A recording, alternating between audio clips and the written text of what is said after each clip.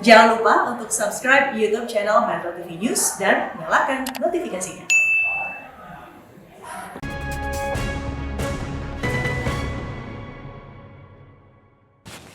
And then two more challenges. The first one that become a topic when I did a coverage on the election process is the question of how Timor Leste reduced the dependency on the oil and gas reserve.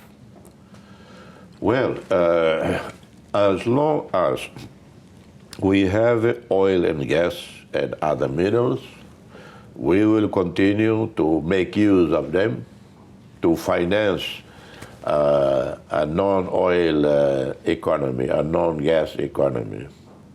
We are not doing anything different from U.S., the Europeans. The Europeans were the ones, the British, they invented coal. Australia, till today, still export coal. That is very nefarious for the environment. So we will continue to dig for oil in the Timor Sea, onshore, dig for gas. That's absolutely vital to finance our infrastructure development. The roads that we have now, first-class roads from Dili to the second town, all the way to Los Palos. Well, it is not a grant, a generous grant, charity from anyone. It's paid by our petroleum fund. And all other major projects. We don't have loans with China. We do have modest loans with Asian Development Bank. We don't have any loan with any major commercial bank that charge 7-8%. The loans that we have, they charge 4% maximum. And so that is manageable. But still very, very low, below the level of when it becomes dangerous, in proportion to GDP. It is our deficit completely is manageable. So we have been very prudent in borrowing from anyone. We use the revenues from oil and gas. We are going to develop another big gas field called Greater Sunrise near Abadi, which is Indonesia gas field, still not developed. So for the next many, many years, we are going to continue to use revenues from oil and gas to pump our economy. And that's what we've been doing the last 10 years. We will continue to do, to pay for infrastructure development, roads, bridges, airports, schools, education, health.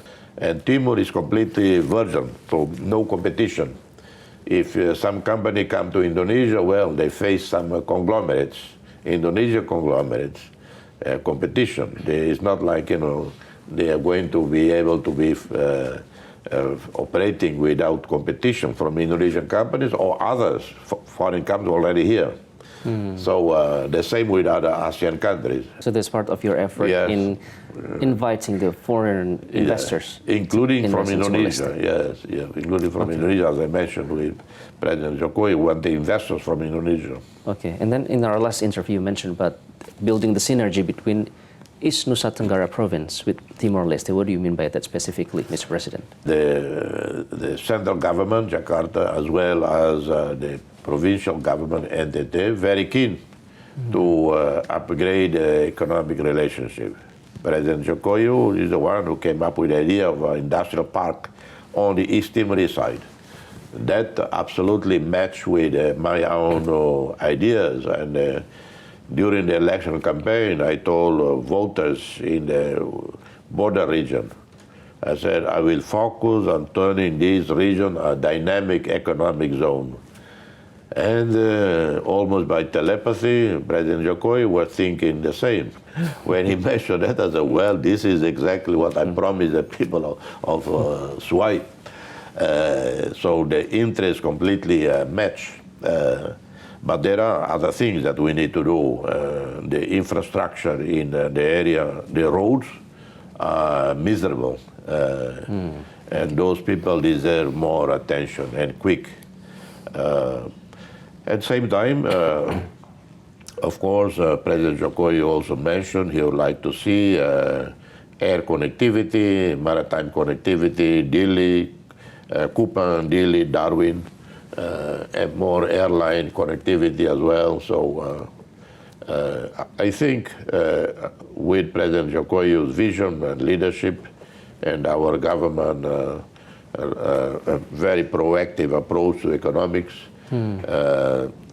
I believe we can see the next 5 years very high figures in terms of economic growth.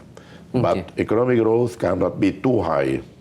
When it's too high, room for corruption, and the whole theory of filter down economic doesn't work. Okay. Mr. President, thank you so much. Thank you. For God your bless time. you. Terima kasih. For Metro TV. Terima kasih. Thank you. Dan itulah tadi wawancara kami dengan Presiden Timor Leste terpilih, Jose Ramos Horta. Ternyata masih banyak potensi kerjasama yang bisa diciptakan antara Indonesia dengan Timor Leste. Inilah yang kita harapkan di masa-masa mendatang. Metro TV.